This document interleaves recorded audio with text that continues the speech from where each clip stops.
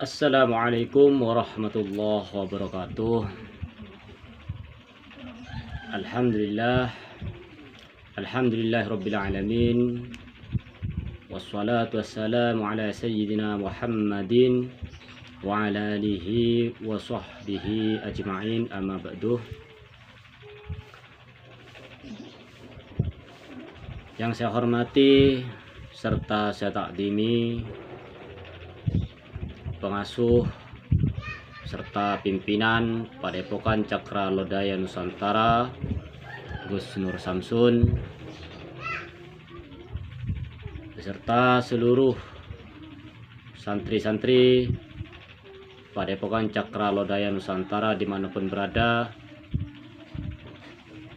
Yang saya hormati serta saya muliakan serta saya takdimi seluruh guru spiritual yang ada di seluruh Nusantara, yang tidak bisa saya sebut satu persatu nama, namun saya tidak mengurangi rasa hormat, rasa takdim, rasa cinta serta kasih sayang kepada mereka semua, yang insyaallah sore hari ini semua guru spiritual kita dalam keadaan sehat walafiat, dalam keadaan limpahan rahmat yang begitu besar dari Allah Subhanahu wa taala, yaitu dalam Islam dan iman.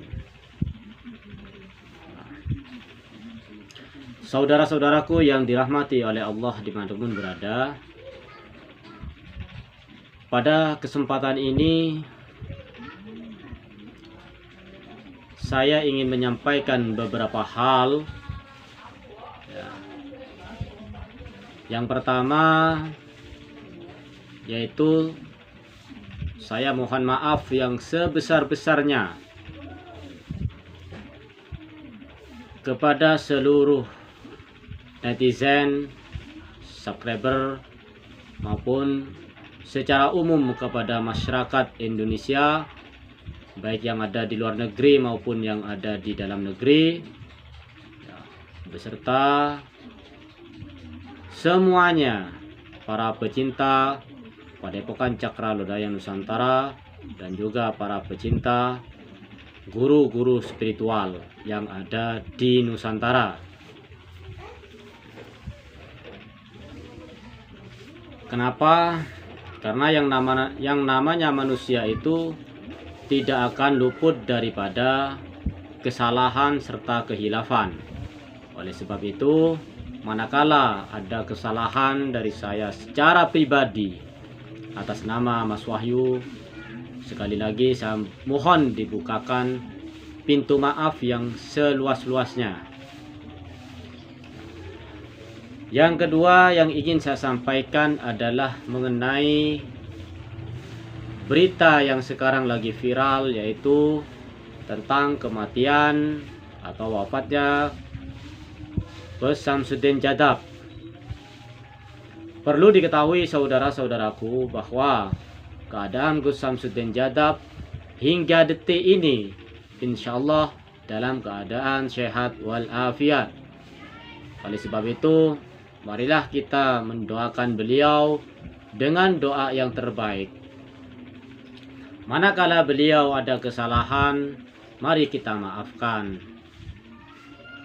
Manakala beliau ada kehilafan, mari kita semuanya memahami dan memaklumi bahwa yang namanya manusia tidak lepas dan tidak luput daripada yang namanya kesalahan. Oleh sebab itu, wahai saudara-saudaraku dimanapun berada,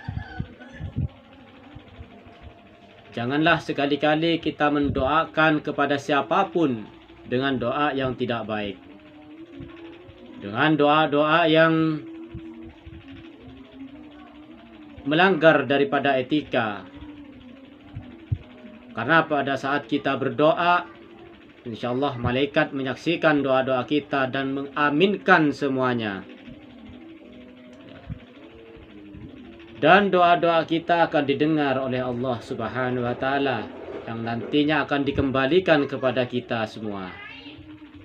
Oleh sebab itu, berhati-hatilah ketika kita mendoakan seseorang dengan doa yang tidak baik, karena nantinya akan kembali kepada diri kita sendiri.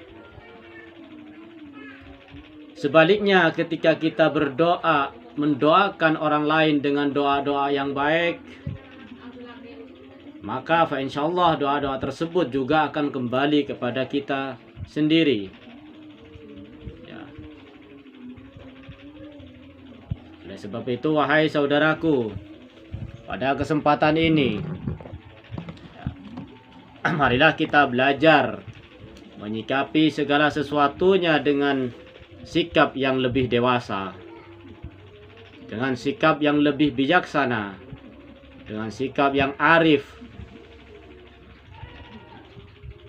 Marilah kita tiru akhlak Rasulullah Sallallahu Alaihi Wasallam, di mana beliau selalu mendoakan umatnya agar senantiasa mendapatkan hidayah dari Allah Subhanahu wa Ta'ala.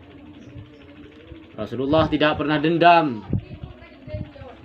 Rasulullah tidak pernah menanamkan kebencian terhadap siapapun, baik orang-orang yang beriman kepada Allah Subhanahu wa Ta'ala dan beriman atas kerasulan beliau, maupun orang-orang yang kufur, orang-orang kafir, orang-orang yang tidak mau beriman kepada Allah. Rasulullah senantiasa mencintai siapapun yang dihadapi. Bahkan kesabaran Rasulullah ketika beliau dilampari oleh kotoran, dilampari kotoran oleh orang-orang Yahudi, oleh orang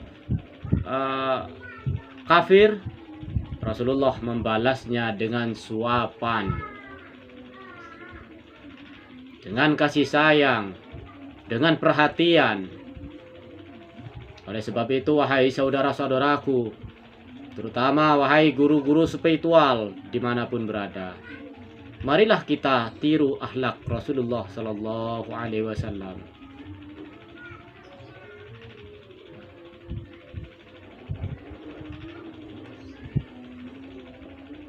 Saya atas nama pribadi, saya ini orang awam, orang tidak punya ilmu, bukan ulama, bukan gus, bukan ustadz.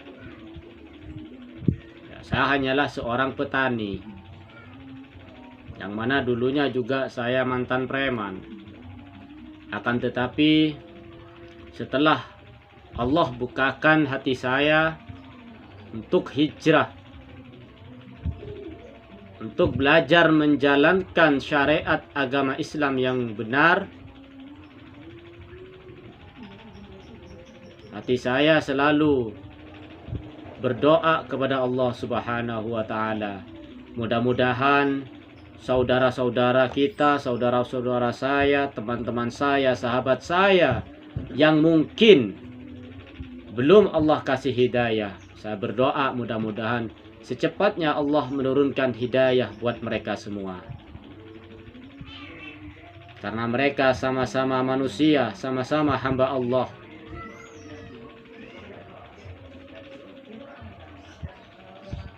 Apalagi ini semua hanyalah perebutan image, perebutan tahta dalam dunia YouTuber, di mana semuanya berlomba-lomba mencari subscriber, berlomba-lomba mencari viewer.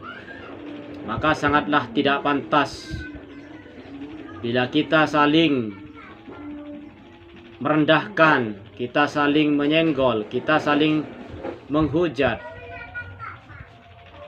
Mengenai Gus Samsuddin Jadab, saya tidak berani mengatakan bahwa beliau melakukan penipuan, melakukan tarif pengobatan di atas normal, karena saya sendiri tidak punya bukti. Seandainya saya punya bukti, maka mungkin ya orang pertama kali yang akan mendatangi beliau itu adalah saya. Tapi saya tidak punya bukti. Saya hanya mendapat kabar-kabar angin yang tidak jelas, yang tidak bisa dipertanggungjawabkan kebenarannya. Oleh sebab itu, maka saya pribadi, Mas Wahyu, tidak akan ikut campur di dalam masalah ini. Justru saya mengajak kepada kalian semua untuk tetap tenang, untuk tetap sabar. Semuanya ada jalan keluarnya. Baik secara hukum pemerintahan maupun secara hukum adat ataupun secara hukum agama.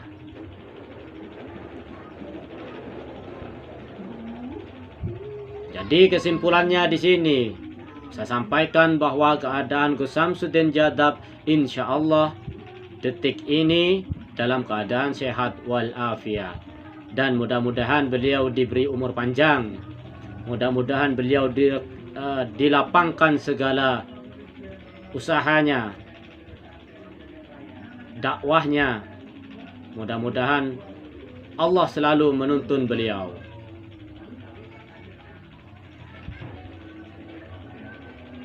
Saya menyampaikan seperti ini bukan berarti saya ingin menjadi seorang penjilat. Na'udzubillah. Wahai saudara-saudaraku, wahai pendukung semua guru-guru spiritual, insya Allah saya seorang Wahyu tidak akan menjadi penjilat. Karena sebelum saya masuk ke dunia spiritual, sebelum saya berguru kepada GNS, di saat saya menjadi seorang preman, saya selalu berkata apa adanya. Oleh sebab itu banyak orang yang segan, banyak orang yang takut, banyak orang yang malu ketika saya menyampaikan sesuatu di hadapan mereka. Karena saya tidak mau berbelit-belit, saya tidak mau ada kebohongan. Karena bagi saya, satu kebohongan dilakukan hari ini, besok akan mencari kebohongan lain untuk menutupi kebohongan hari ini.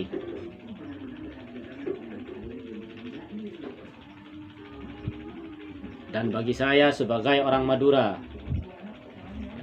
orang Madura mengatakan lebih baik putih tulang daripada putih mata. Yang artinya ketika saya melakukan suatu kebohongan, suatu saat pasti akan terungkap. Dan betapa malunya saya ketika kebohongan itu terungkap. Sepandai-pandainya tupai melompat, pasti akan jatuh. Sepandai-pandainya orang menyembunyikan bangkai, pasti akan tercium. Oleh sebab itu, wahai saudara-saudaraku dimanapun berada, nah, baik yang di Malaysia, di Singapura, di Taiwan, di Thailand, ayolah kita hidup rukun, kita hidup jujur, kita hidup normal. Ya, jangan jadi paranormal kalau tidak normal.